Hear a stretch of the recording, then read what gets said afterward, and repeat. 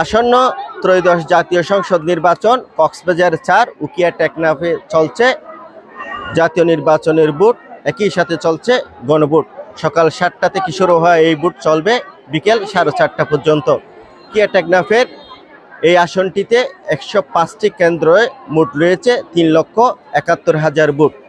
এই আসনে প্রতিদ্বন্দ্বিতা করছেন উকিয়া টেকনাফের ৪ বারের সাবেক সংসদ সদস্য বিএনপির মনোনীত প্রার্থী শাহজাহান চৌধুরী।